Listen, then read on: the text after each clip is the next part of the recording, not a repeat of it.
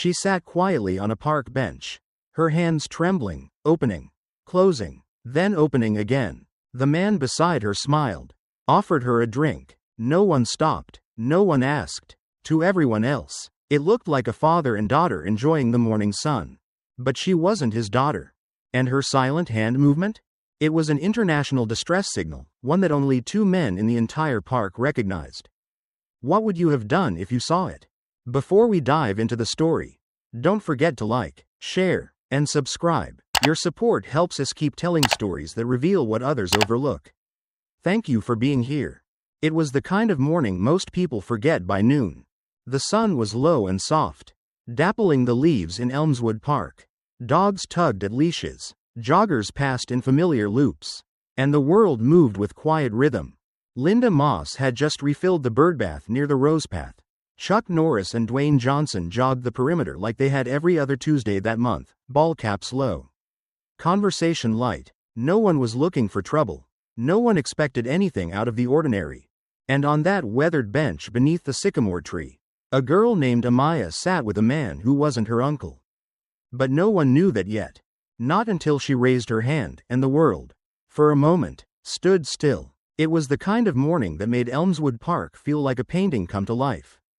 The air was cool but not cold. Sunlight filtered gently through the trees, and the walking path glistened slightly from the dew that hadn't yet given up its hold on the grass. Joggers nodded politely to each other. Retirees walked their dogs in slow, predictable loops, and a few early risers stretched quietly on benches. Unbothered by the world, Chuck Norris moved with a deliberate steadiness. At 84, he no longer cared for records or distance.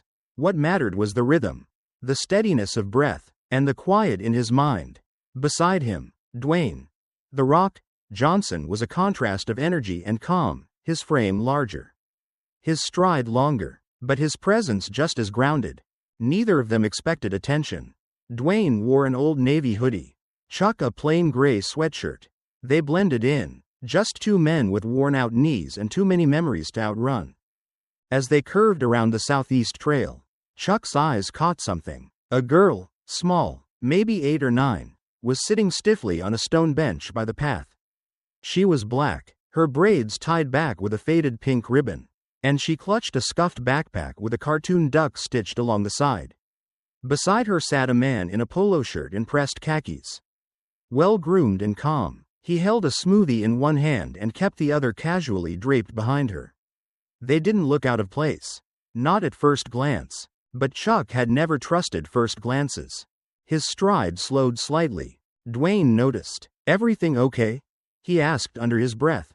Chuck didn't answer right away. He was watching the girl's hands. Left fist closed, then opened, then closed again. Not tapping, not fidgeting. A pattern. Deliberate, slow, intentional. He stopped, pretending to check his watch. Dwayne stopped with him. "You saw that?" Chuck gave the smallest nod. The signal. Dwayne turned, catching just the end of it. The girl was motionless again, staring down at her knees. The man beside her took a sip from the smoothie, then leaned in to say something. She didn't respond. Chuck exhaled through his nose. "Dwayne, that girl just gave a distress signal." "The one they teach kids?" Dwayne's voice lowered. "You sure?" "Close fist, open fist," Chuck said quietly. 3 times. "That's no coincidence." They stood there for a moment, 2 men in silence. As the world moved around them, a runner passed, a dog barked at a squirrel, a kid on a scooter zipped past.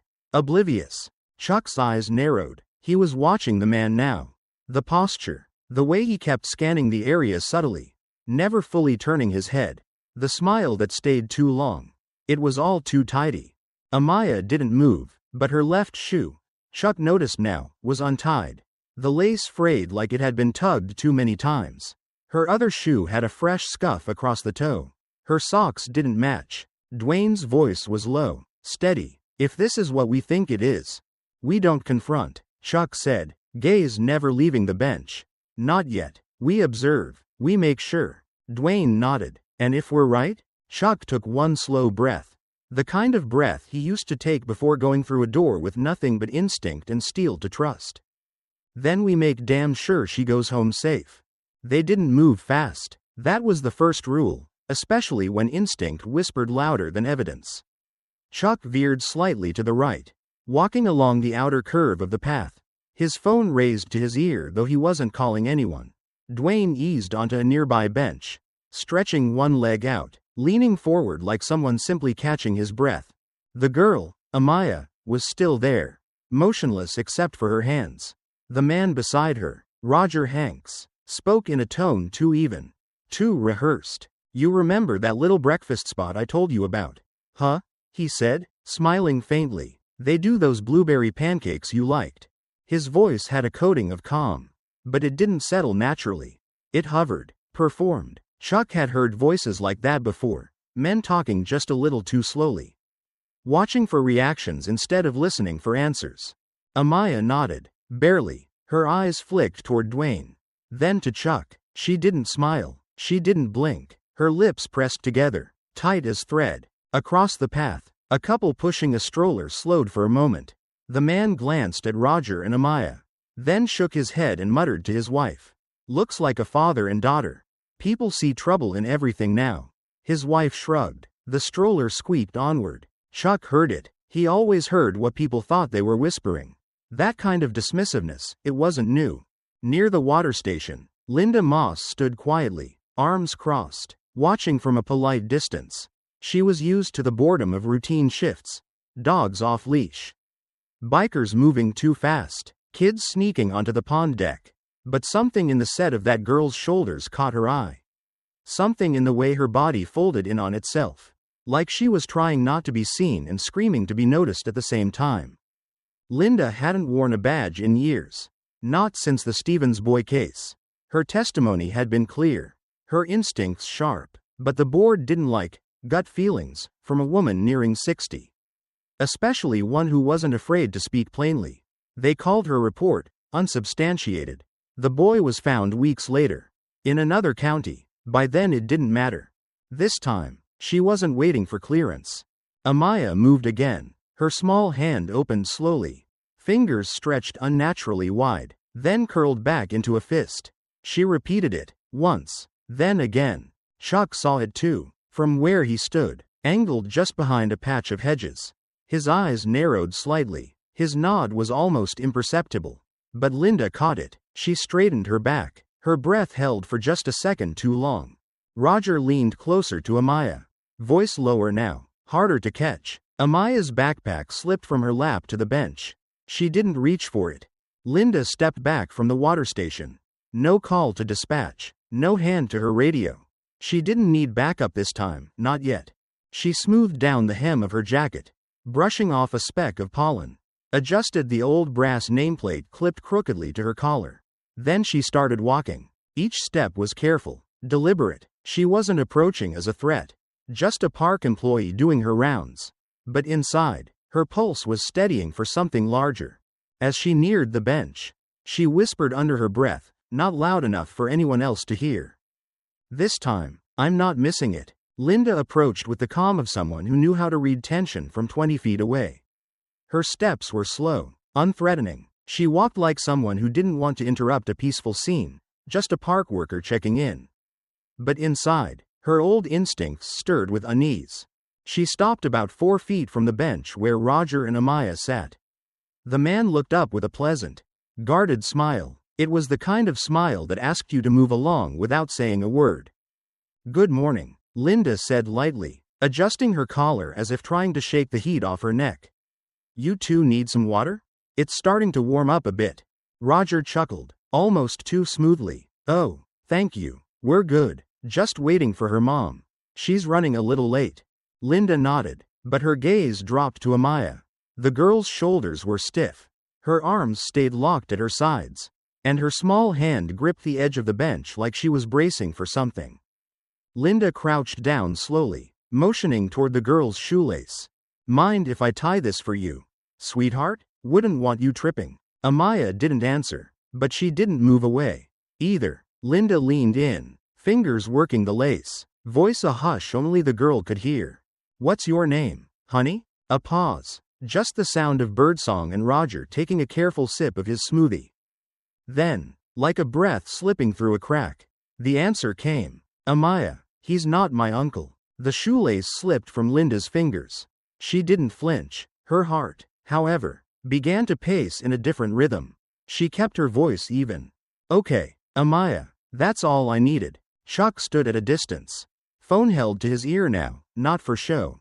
He was speaking quietly to someone on the other end. Someone who didn't need explanations. Dwayne, closer now, casually walked up toward the bench from the opposite direction. Excuse me, he said in a friendly tone, nodding at Roger. Do you happen to know which way the North Trail exit is? Roger stiffened for a split second before answering. I think it's back that way? He gestured vaguely, his tone suddenly uncertain. Dwayne didn't press. He just nodded and stayed nearby, glancing over at Amaya. And then she did it again. Her hand, resting near her lap, moved slowly, open, close, open, close. This time, more clearly. A man walking his dog paused across the path. His name was Bill Garrison. 71. Retired Army medic. Sharp mind. Slow knees. He saw the signal. He'd seen an article about it online. Something shared by his granddaughter. Teach your kids this simple motion. It could save their life. Bill blinked. The image in front of him matched the one in the article. Line for line. He reached into his jacket pocket and pulled out his phone. Not to call anyone. Just to start recording. Quietly. Carefully. No zoom. No movement. Just a steady frame. Roger stood abruptly. His voice light. But the grip on Amaya's wrist was anything but gentle. All right, sweetheart. Let's get going. Your mom should be at the car by now. Amaya froze. She turned her head, not to Roger, but toward Linda, then toward Dwayne, and with a voice so soft it could have been lost in the breeze. She whispered, "Please, help me." The world didn't stop. Birds still sang. Joggers still passed. The leaves still danced in the trees. But for Linda, Dwayne, Chuck, and Bill, everything shifted in that one fragile sentence. It was the kind of silence that doesn't come from peace, but from pressure. The kind that stretches out between people who don't trust each other. Where every breath feels too loud. Linda stepped directly in Roger's path. Her voice, calm but unmoving, held the weight of someone who had nothing to prove, but also nothing left to lose. Sir, you'll need to verify your relationship with the child before leaving this area. Roger didn't flinch. He raised an eyebrow and tilted his head slightly, the corners of his mouth lifting in that artificial, too polite smile. I'm sorry. Who are you again? I'm security for this park. Linda replied, hands at her sides, and she's made a distress signal. Multiple times. His smile faltered just a hair. Then came the shift. Roger's tone lost its charm and picked up something sharper. I don't have any obligation to explain myself to you or anyone else here. This is my niece. We're just trying to leave. Linda didn't move. Then let's wait until the police arrive. Shouldn't take long. That caught attention. People who had previously glanced and kept walking now slowed. Some stopped altogether. A man pulling a golden retriever paused. Phone half raised. A teenage girl stood off the path, arms crossed, watching intently. And then, from the back, a woman muttered loud enough to carry. Here we go again. Retired women playing hero. It's probably her dad. The words didn't sting Linda because they were new. They stung because they weren't. She'd heard them before, in different tones, through different mouths, dismissive, patronizing, rolled eyes behind policy and posture. They'd used different words when she was on the force. Overreacting. Instinct is not admissible. Let the real units handle it. And each time, she'd swallowed the bile, pressed her lips together, and stepped back. Not today. Chuck stood just behind the hedge line. Phone pressed to his ear. His voice was low, but clipped. Possible abduction. Elmswood Park. West Trail. Black female. Age approximately 9. Suspect white male. 40s. We need someone now. Dwayne didn't speak. He didn't have to. He simply walked toward Linda's right side. Hands down. Frame steady. He stood like a boulder, quiet, immovable, without drawing attention but drawing every gaze. Roger's eyes darted between them. Then to the people watching. Then to Amaya, whose breathing had grown shallow and quick. She wasn't speaking, but she wasn't pulling away either. Her tiny body was rigid, trapped between fight and freeze. Roger's voice lowered. This is harassment. I'll report all of you. You don't know what you're getting involved in. From the path behind them, a soft voice spoke. I do. It was Bill Garrison, still holding his phone, but now stepping closer. His eyes met Linda's briefly, then focused on Roger. I've got video. The girl said he's not her uncle. And she gave the signal 3 times. I saw it. I recorded it. Roger stiffened. His right hand, still gripping Amaya's wrist, tightened, just slightly. His nostrils flared. Then, without warning, he turned, yanking Amaya by the arm. No more of this. We're going. The crowd stirred, a few voices rising, but no one stepped in. Linda didn't hesitate. Her fingers snapped the clip from her radio. Unit 14 requesting lockdown. Code Silver. Repeat. Code Silver. The air changed. Across the park, quiet metallic clicks began to echo from the automated gate locks. A protocol only staff and emergency services knew existed. Every exit would be sealed for 3 minutes. Long enough. Amaya cried out, just once, a startled yelp more than a scream. Roger didn't speak now. He ran, pulled her like luggage, weaving through the thinning crowd, past the benches and hedges. From the opposite end of the path, a younger staffer bolted toward Linda, breathless. Gate West, someone forced it. They're heading around the waterline. Linda's voice cut through the confusion. Dwayne, West, now. Dwayne didn't nod. He was already moving. Linda turned, locking eyes with Chuck. Block the lake trail. He's not getting out. And just like that, the quiet morning in Elmswood Park was gone, replaced by footfalls and instincts. By breath held tight in the lungs of people who finally saw what was always there, too close to miss. Too uncomfortable to confront. Roger ran like a man who'd been chased before. His movements weren't panicked, but practiced, legs low, steps heavy enough to push forward, light enough not to slip. His grip on Amaya's arm was too tight, and the more she pulled, the more he yanked. She cried out, not loudly, but with the tired, strained voice of a child who knew yelling didn't always bring help. Her left shoe tore loose in the scramble through the mulch and pine needles. She stumbled, barefoot scraping against gravel and dry twigs. But she clung to her backpack with both arms. Inside it was a single photograph, her mother, in blue scrubs, holding her newborn self with a look of quiet awe. That photo had survived 5 moves and 1 flood. Amaya held onto it the way some children held onto stuffed animals. It was her anchor. Dwayne ducked between 2 trees, breathing through his nose, counting steps like he was back on a training field. He didn't call out. Noise could tip Roger off, make him more dangerous. The trail curved ahead, narrowing, then split. To the left, the west gate, now locked. To the right, a slope toward the lake.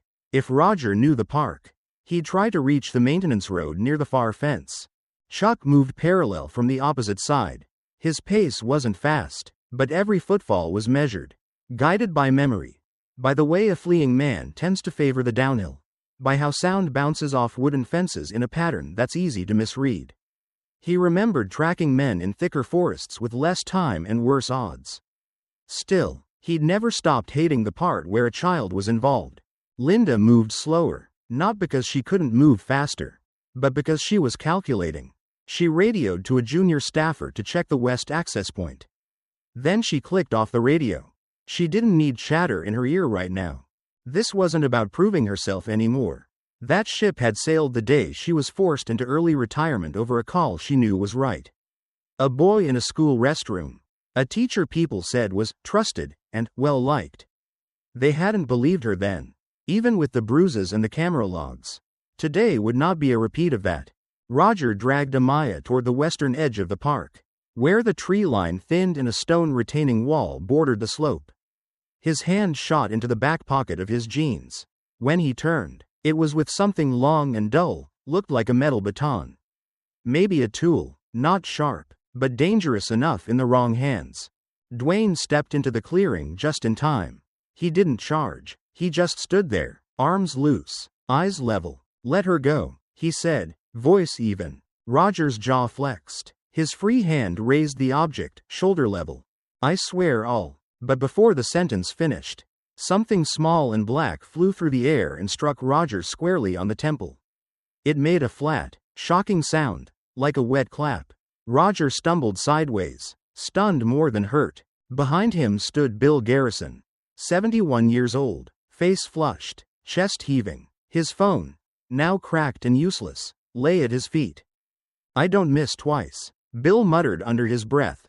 That second was all Chuck needed.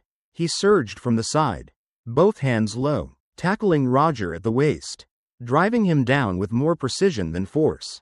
Roger grunted as the wind left his lungs, the baton clattering to the side. Amaya collapsed forward into Dwayne's arms. He knelt to her level, wrapping her gently into his chest. She didn't cry, just clung to him, her little fingers gripping the fabric of his shirt like it was a cliff edge.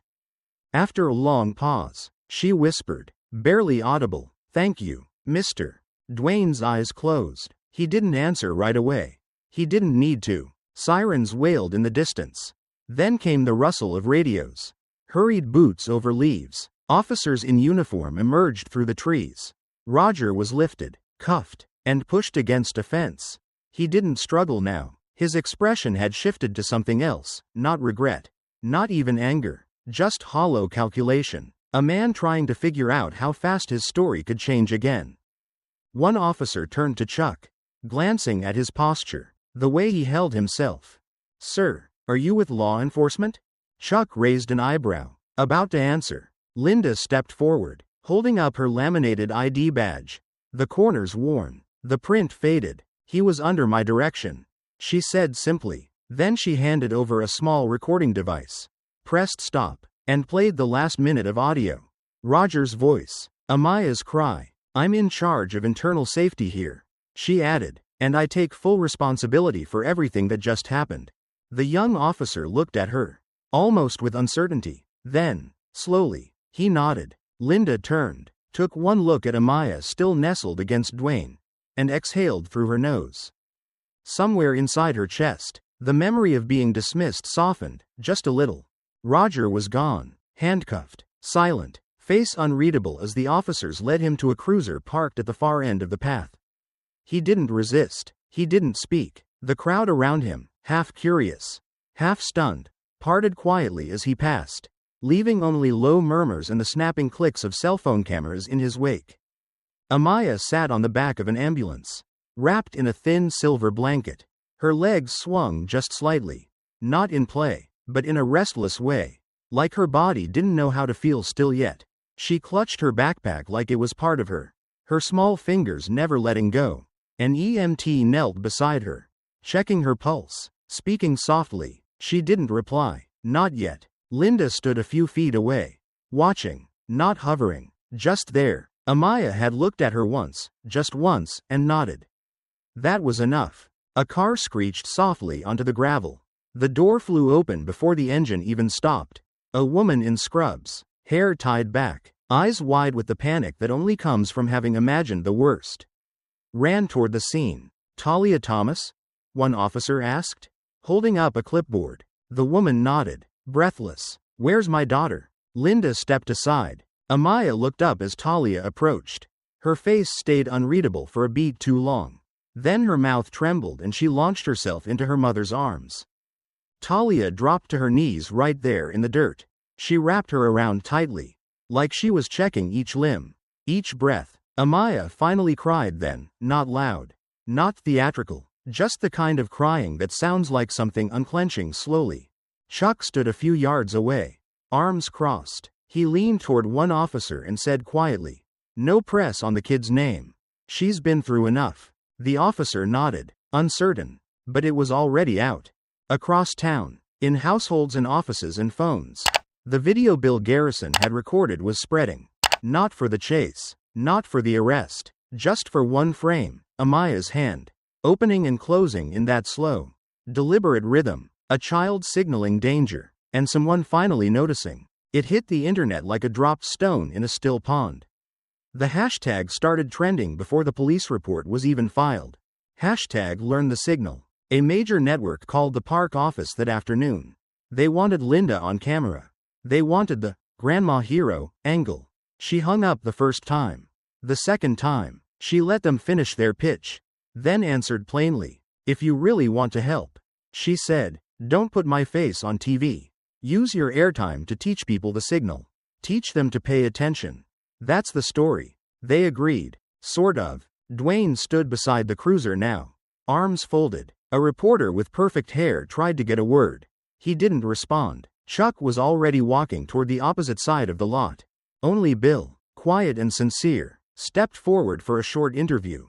He looked straight into the camera and said, "I wasn't brave. I just didn't ignore her. I've ignored people before. You know, you get old. You start to carry those silences around. I couldn't do it again."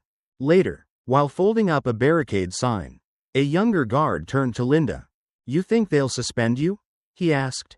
Not cruelly, just honestly. Linda didn't look at him. She was staring off toward the lake, where the sun had begun to slip behind the trees. "If they do," she said, her voice even, "it'll be worth every second." She didn't say more, but in that moment, with the fading light spilling through the leaves and the sound of a mother's quiet sobs in the background, it didn't feel like defiance. It felt like clarity. The story had traveled farther than any of them expected. A few seconds of grainy footage, Amaya's small hand making a silent signal, had been replayed across televisions and smartphones from coast to coast. Talk shows speculated, morning hosts cried, think pieces asked how many children had gone unseen before this one. But the people at the center of it didn't take interviews. They didn't write op-eds. They returned to their routines. Quieter, more thoughtful, as if too close to the fire to find the heat remarkable anymore.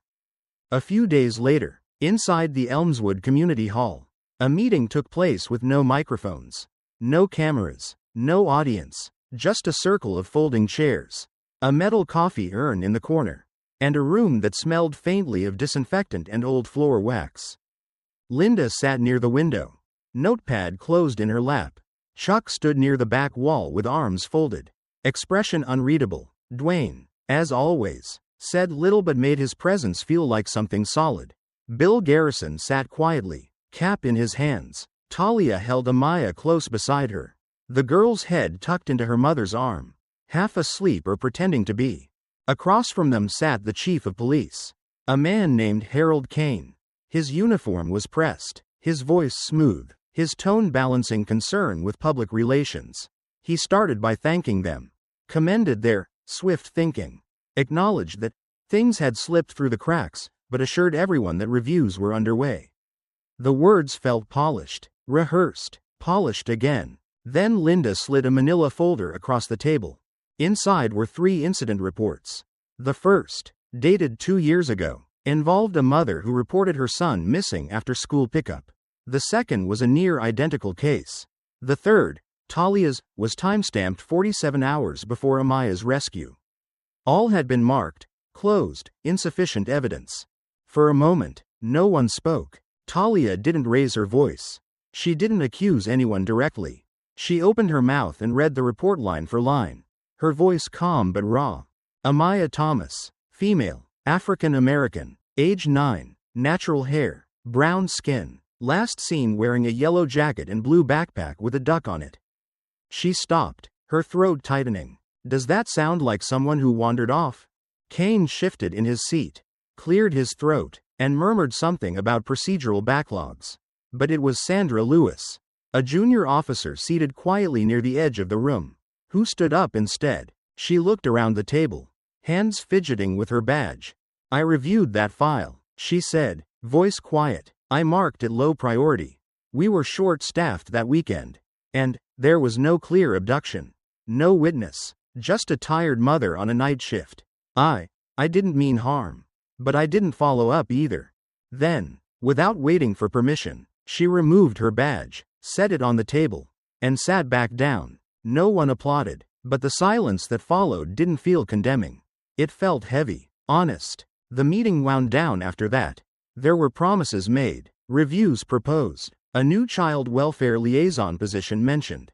But the air in the room had changed. The words didn't matter as much anymore. As they stood to leave, someone turned to Chuck and asked if he'd like to say something. Maybe for the press release. Chuck looked at them, shrugged lightly. "I'm not a spokesman," he said. "I was just nearby when a kid needed help. That's it." Then he nodded once, as if to dismiss the moment, and headed for the door. Outside, The sky was gray with the weight of a coming storm. Bill Garrison caught up to Linda at the steps. "You know," he said softly, "I almost walked by that day. I saw her. I really did. Just thought it wasn't my place." Linda turned her head, face steady, voice low. "But you didn't keep walking. And she's going home because of that." He nodded, eyes fixed on a patch of sidewalk. Linda didn't smile. She didn't need to. She placed a hand gently on his shoulder. Just for a second, then walked ahead. Behind them, inside the now empty hall, Amaya's duck-shaped backpack sat briefly forgotten on a folding chair. It wouldn't be there long. But for a moment, it rested quietly, a small reminder of what almost didn't happen. 1 week later, Elmswood Park had resumed its quiet rhythm. Joggers moved at their usual pace.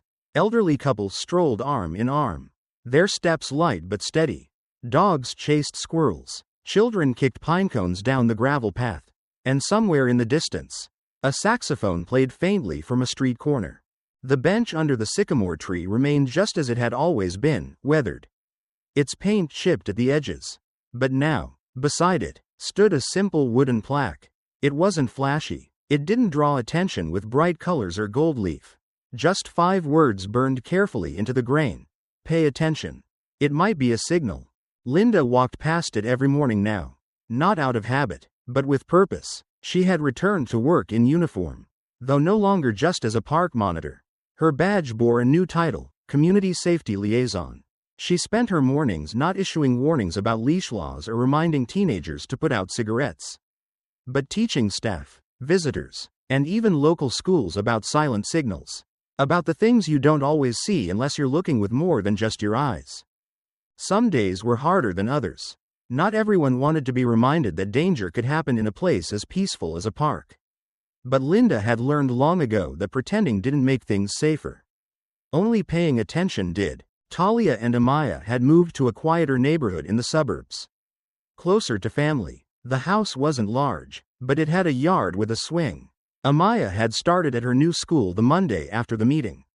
According to her teacher, she hardly spoke the first few days, but she listened closely. Her drawings became the way she communicated most. One morning, a padded envelope arrived at the park office.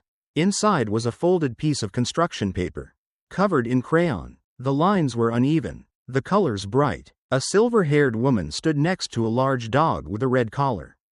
Beside them was a bench, and on the bench, a little girl with a backpack covered in ducks.